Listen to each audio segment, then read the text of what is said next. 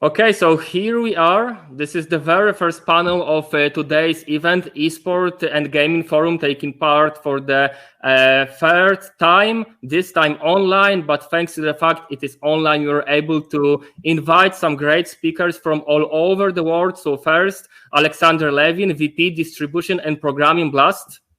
Hello. Hi, Alexander. Thanks for joining. Viktor Wanli, founder of Kinguin. Hi, everybody. And last but not least, Nikita, Buffee, Allied Esports International Business Development and Partnerships. Hey, everyone.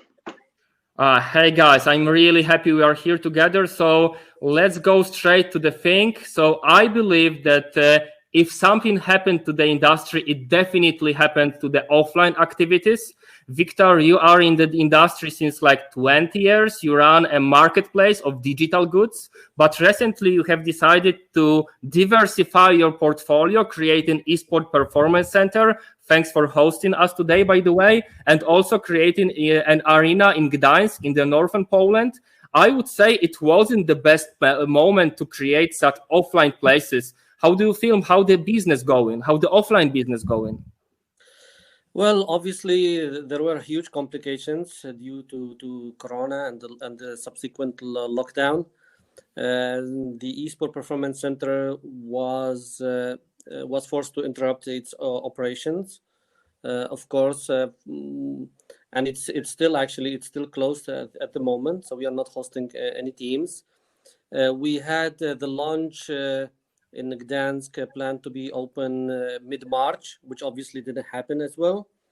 So that date was moved by 3 months. So generally speaking, of course, this was huge complications to all physical operations. Okay, I see. Nikita, you operate as the company 11 amazing venues all over the world, including the one in Las Vegas. How many of them is really operating right now? So it's open for people to come and use it? Where basically all of them are now open in some capacity or another, but we had to close down for many months. It was definitely a challenging time, but you know, with the global pandemic, it's just a responsible thing to do. I think we were fortunate enough that we had other business lines and avenues that brought in revenue and you know, exciting partnerships that we were able to kind of leverage to kind of get us over the line. And Nikita, what was the reaction of your investors? I saw your stock, it lost value like maybe 20% comparing to the February. So it's not the worst case, I'd say, but you definitely received some calls from investors telling like, hey, Nikita, what's going on? What's the approach? Yeah, of course we did. And I think any investor would be calling any company in this time to try and understand, you know, how the company is reacting, what the strategy is over the short term, the midterm, and the long term. That's just smart investing. Fortunately, our team was, you know, well prepared, and we talked about how we were working for remote productions with LAFC or the Bundesliga in Europe, and those sorts of productions were allowing us to kind of continue to bring in revenue to stabilize us until at such a time that the arenas could open. We knew it was just a matter of time, and so you know that was just a reality. Okay, Alexander, by the way, I heard the key words here, like remote operations. That's probably something we can discuss further. So, Alexander, you had an amazing year, 2019, in Blast, but mainly, at least it's my perspective, due to these great offline events you created. And what was your first reaction, your company first reaction when you heard the word lockdown? Well, we had the benefit, and thank you for complimenting on us. Last year, we had 7 great arena events, where we sold thousands of tickets and had more importantly had millions of people watching from online. So that's something that obviously we're very familiar with.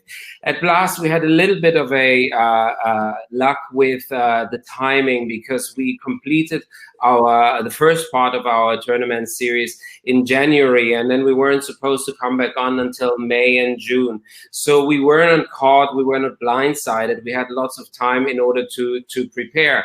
And then we had to ask ourselves, it was clear we were moving from offline to online events. And then the question to us was, how do we do that, and how do we take that blast experience and that quality, that production quality, that entertainment value that we're famous for, and translate that into the online world? But because we had time, we were able to do it, and we've actually had a fantastic run so far, breaking viewership records, our own records, our partner records, and so overall the transition to online for us has been very, very smooth.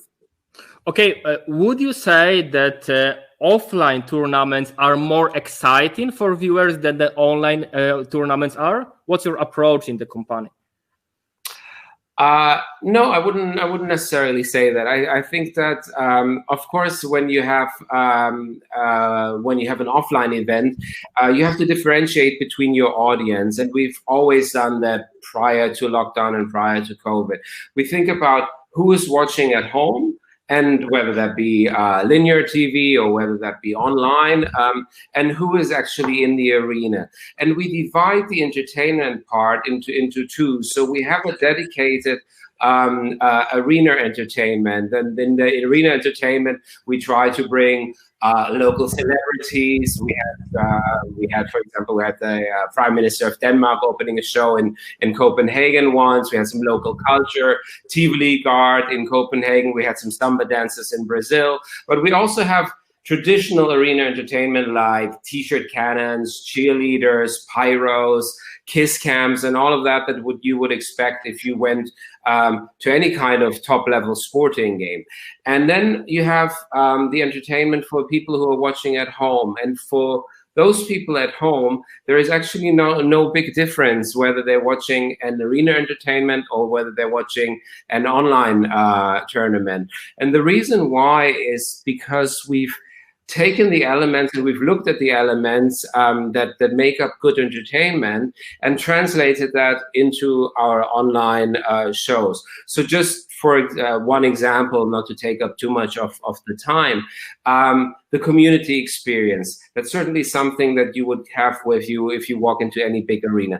How do we take that online? And what we did is we introduced fan cams, where for each team that was playing, we had a fan community, a Zoom community, which in the case of the Brazilian community were several hundreds. In case of other teams were smaller, where people engaged with each other online.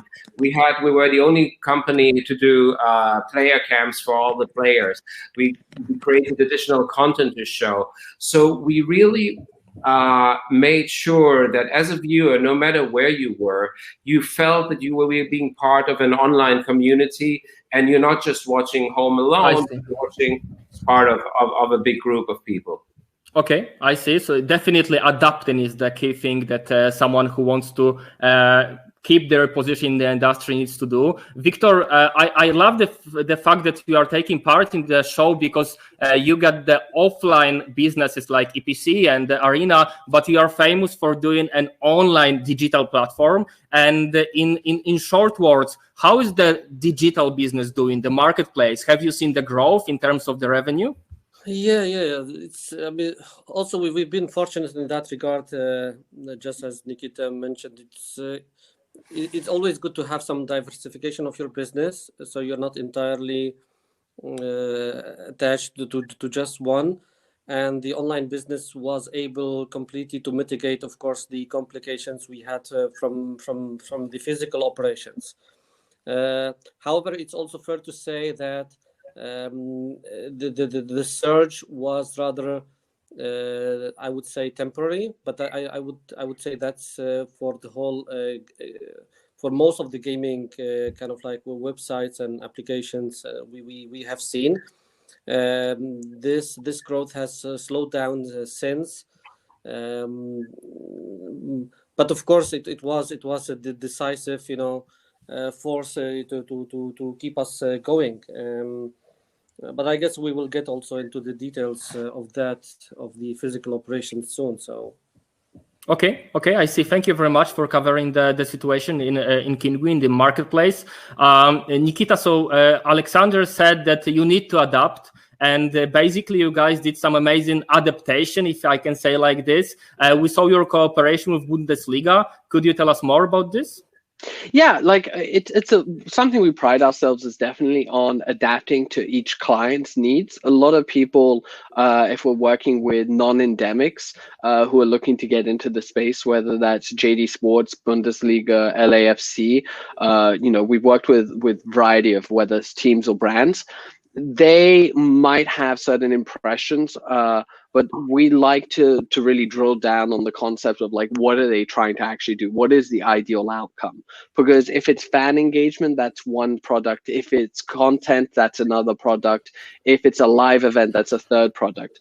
So with Bundesliga, it was very much like they wanted to create something just unique and fun to kind of fill the time and to put out there, to showcase a new angle to the fans of the league and the players. So we created these we created this format where you had well-known players in Bundesliga kind of coming on, coaches and so on, and we interviewed them, talked to them. They matched up against each other, against our own staff in games like volleyball and stuff that was completely ridiculous, but that was kind of the point of it.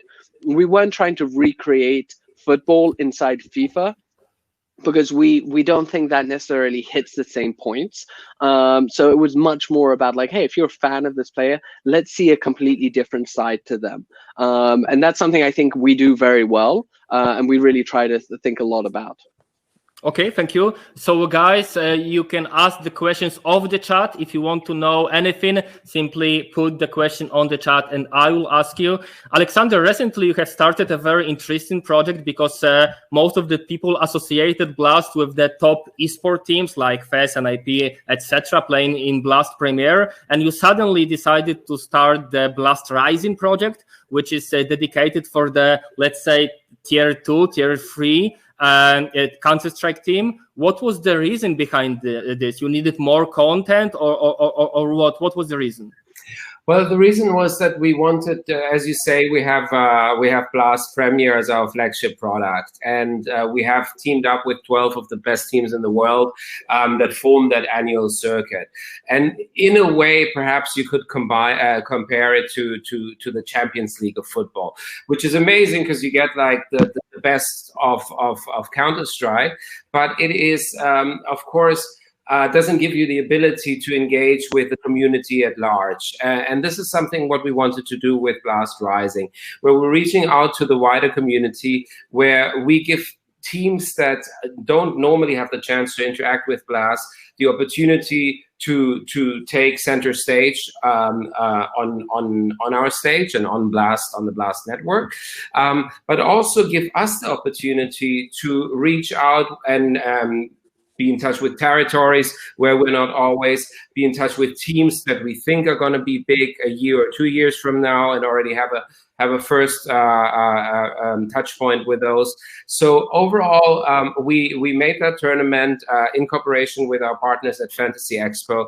The results were amazing. The teams loved it. The viewership was great.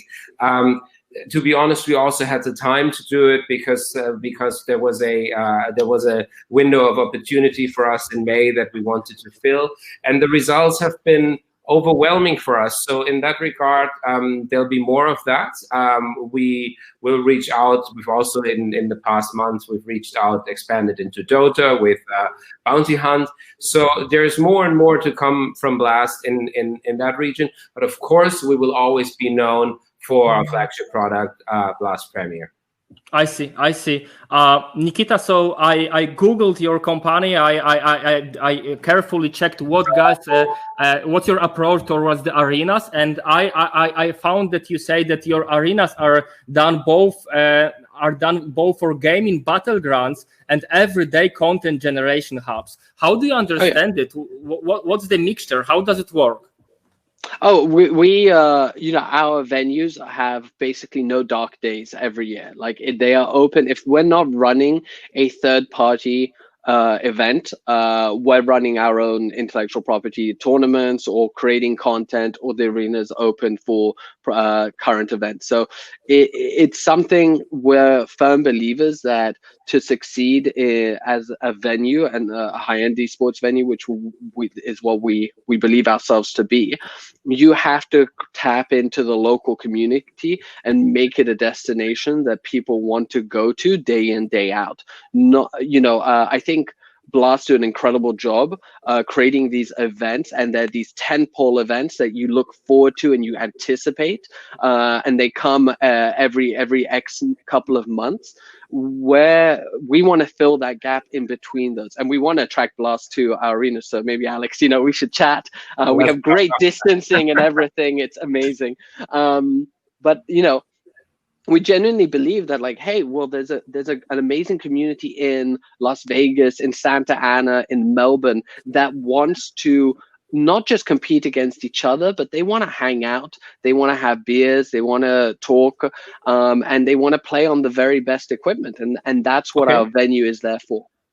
Okay, so Viktor decided to place his very first arena inside a commercial center. Where are your arenas placed? Our arenas are everywhere. We have, you know, we've announced the one in Melbourne, Fortress Esports, that's in the middle of a large mall. The one we've announced in Atlanta is also in a mall.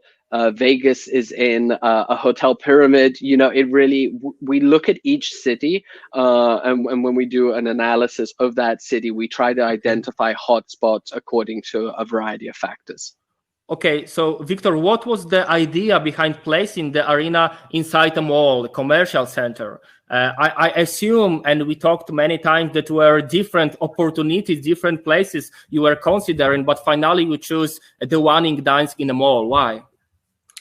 Well, number one, it's our first project. So obviously this didn't happen out of the blue. We've been going around the project for around 2 years. And we have examined countless locations, of course, for the first place, and we were very much convinced that this place is going to be Warsaw, in the capital city of Poland. However, slowly the traces were going towards Gdańsk, where we received a significant support from the local community, and especially from the shopping mall itself. So that in itself became kind of like decisive. But of course, other considerations still were very extremely important. So the proximity to the local community, especially, for example, secondary schools, universities around the mall itself, its availability as a communication spot, etc. So it ended up with Gdańsk, and we are very happy about that. Gdańsk also happens to be a very highly traffic destination for Scandinavian tourists as well, who spent a lot of time in that region, and so far we are really happy. So we feel like the best choice has been made there.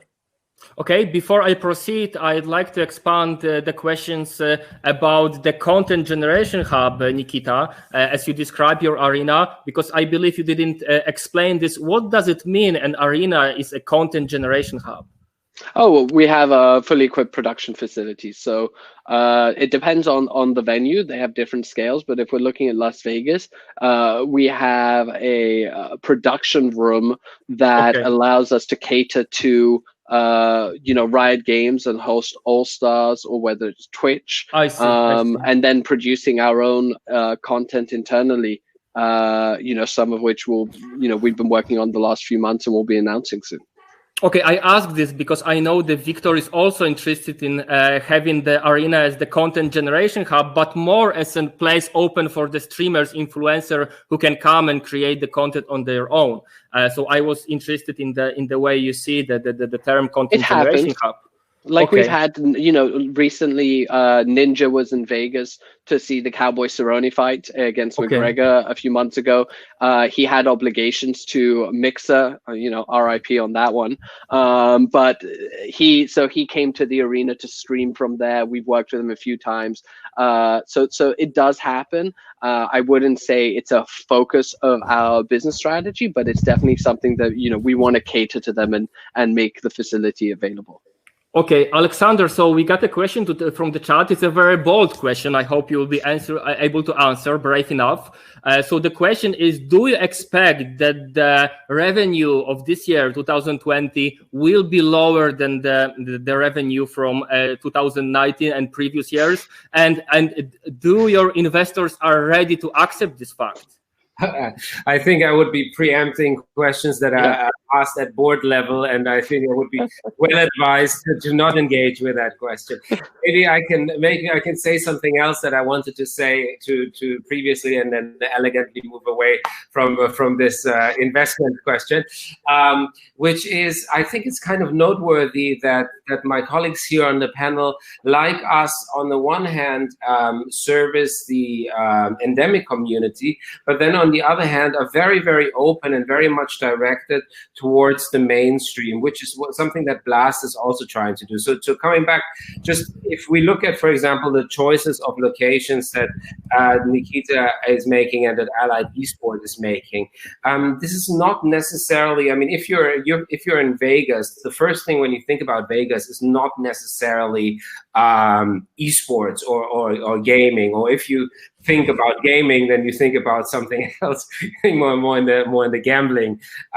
So I find it very interesting that my colleagues are also going into that direction, because it's very similar with what we are trying to do, which is have a product that services the endemic esports community by the quality of the teams that you bring, the quality of the Counter-Strike or the Dota, but at the same time provide a wrapping around it, and then that can be also a premium location and a premium arena where people feel comfortable to come and spend some time in. And I think that's something that unites the people here in terms of where are we going, and in that regard, of course, at some stage, the lockdown will end and we'll be moving back to this arena scenario, where then Nikita would love to discuss with you whether we can cooperate on that.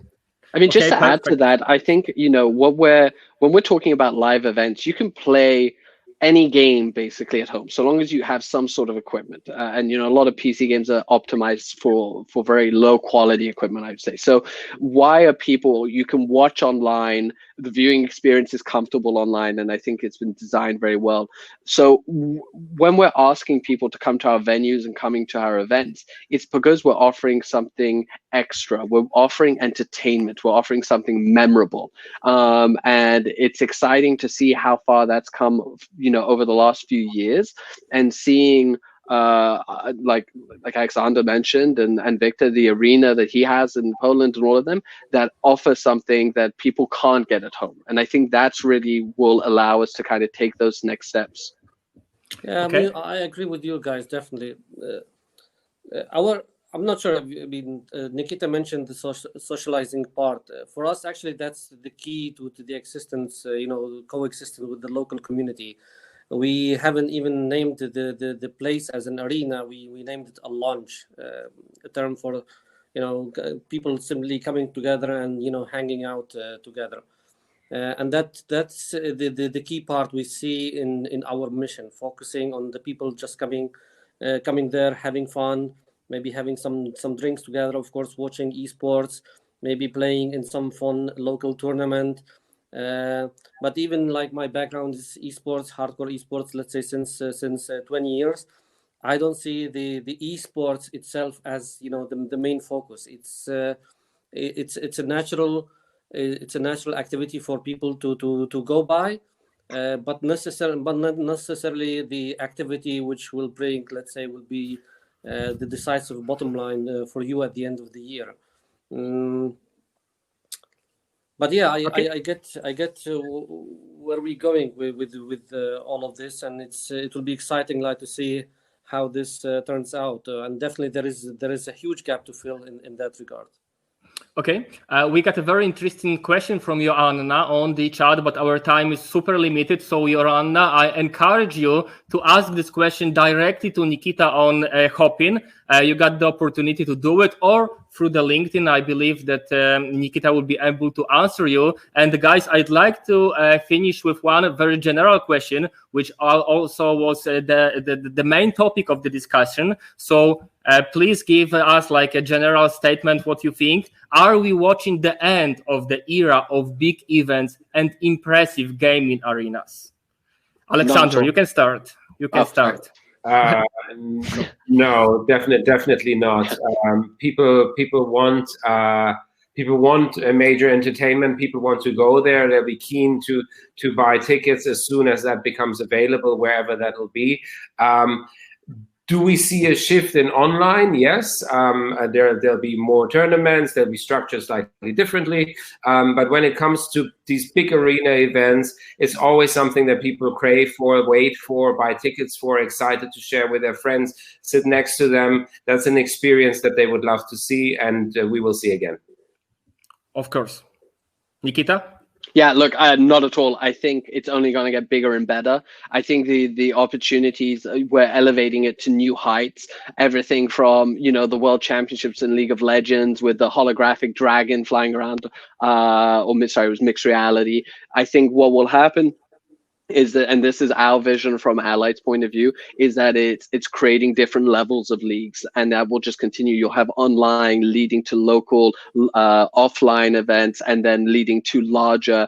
And just like in traditional sports, everyone wants to go play either football or basketball with their friends. They join a league. You get older, you join the old man league, but you're still competing, and you still want to watch FIFA at the highest level. And I think that esports is just going to continue growing and developing like that. Yeah, I completely agree. I mean, esports started physical. It started in our basements. It went big. It went mainstream thanks to online multiplayer, of course, Twitch, etc. And the offline and the physical big arenas, big spectator shows will still be, and it will be a huge contributor to the further growth of the industry. So. I have no doubt, and it's a very surprising question to me. It's a surprising question. Asking that.